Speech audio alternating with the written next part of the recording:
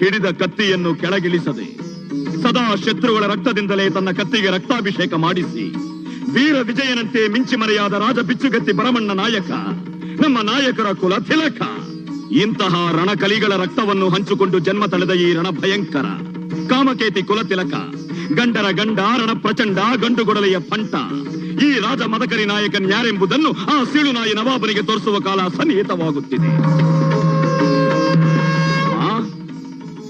ಅಂದು ನಿನ್ನ ಮಗ ತನ್ನ ಪರುಷನ್ನು ಶತ್ರುಗಳ ರಕ್ತದಿಂದ ತೊಳೆದು ನಿನ್ನ ಕೀರ್ತಿಯನ್ನು ಮೆರೆಸಿದಂತೆ, ಇಂದು ಈ ನಿನ್ನ ಕ್ಷೇತ್ರವನ್ನು ತನ್ನ ಕಾಲು ಧೂಳಿನಿಂದ ಕಳಂಕಿತಗೊಳಿಸಿದ ನವಾಬರ ಪಶು ಸೈನ್ಯದ ಹೃದಯದಿಂದ ಈ ದುರ್ಗಕ್ಕೆ ರಕ್ತಾಭಿಷೇಕ ಮಾಡುವ ಹಂಬಲದಿಂದ ನಿನ್ನ ಮುಂದೆ ಕೈವೊಡ್ಡಿ ಬೇಡುತ್ತಿದ್ದೆ. ಚಿತ್ರದುರ್ಗದ ಕೋಟೆಯನ್ನು ಬೆಲ್ಲದಚ್ಚೆಂದು ತಿಳಿದು ಜೊಲ್ಲು ಸುರಿಸುತ್ತಾ